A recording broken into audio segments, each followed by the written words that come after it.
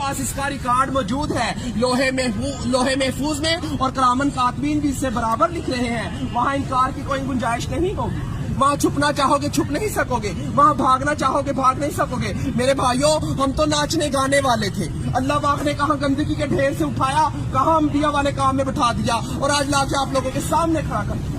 अभी भी नहीं समझोगे तो कब समझोगे? नबी तो किसी ने आना नहीं, अल्लाह तो गिरे पड़ों को उठा उठा के आपके सामने खड़ा कर दिखा रहा है। अल्लाह ने जिल्लत के नक्शों में इज्जत देकर दिखा दिया। हमें तो जायज नजायज पाकी नपाकी हराम हलाल की पहचान ही नहीं थी। हम लोग तो समंदरों के अंदर थे, आप लोग तो किनारे पे खड़े हो। हम तो अंधेरों में थे, आप लोग तो रोशनी में खड़े हो। हम तो बेअकल थे, आप तो अकल वाले हो। मगर अल्लाह पाक बेअकलों को अकल दे दे के भेज रहा है। अभी भी नहीं समझेंगे तो कब समझेंगे? अल्लाह कहेगा मैंने उल्मा भेजे, दीन के दाई भेजे, मुफ्ती भेजे, कारी भेजे, हत्ता के नाचने गाने वालों को भी हदायत दे के आपके सामने खड़ा कर दिया था।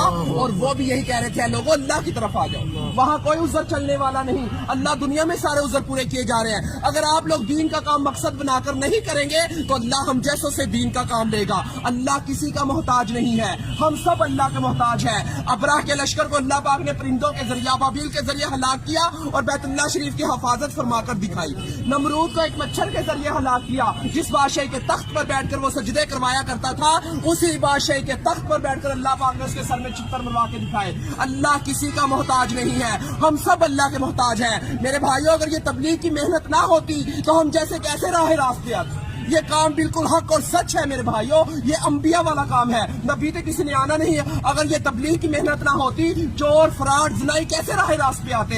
ये वही मेहनत है मेरे भाइयों। इस मेहनत ने हमारे ऊपर करम कर दिया। अल्लाह हमारे बुजुर्ग दीन की हिफाजत फरमाए जो ये कलमा लेकर हम तक पहुंचे। हम तो अल्लाह के हुक्मों को तोड़ रहे थे, नबी करीम सल्लल्लाहु अलैहि वसल्लम के तरीकों को छोड़ रहे थे। कहाँ से जन्नत के हकदार? जन्नत का हकदार वो है जो अल्लाह के अहकामात और नबी करीम सल्लल्लाहु अलैहि वसल्लम के तरीकों पर जिंदगी गुजारेगा। तो मेरे भाइयों, अब किसी नबी ने नहीं आना।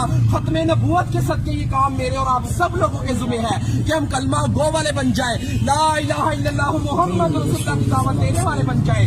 हर नगरी नगरी, बस्ती बस्ती, गांव गांव, शहर शहर, ऑल टू वर्ल्ड इस कलमे को लेकर जाना मेरे और आप सब लोगों के जुम्मे है। तो मेरे भाइयों, अल्लाह के हरूफ 4, मोहम्मद के हरूफ 4, आसमानी किताबें 4, बड़े फरिश्ते 4, नबी करीम सल्लल्लाहु अलैहि वसल्लम के दोस्त 4, खाना काबा के कोने 4, इमाम 4। इसी वजह से बुजुर्ग कहते हैं पहली फुर्सत में 4 महीने लगाकर इस काम को सीखे और जिंदगी का मकसद बनाकर चले। सीखने के लिए 4 महीने, करने के लिए पूरी जिंदगी, फिरने के लिए पूरी दुनिया। तो मेरे भाइयों, सीखते सीखते करना है और करते करते मरना है। तो मेरे भाई, ये दुनिया हमारा इम्तिहान है, इबादत हमारी पहचान है और दावत इल्लल्लाह हमारा काम है। हम तो इस काम को करने के लिए मौत तक इरादा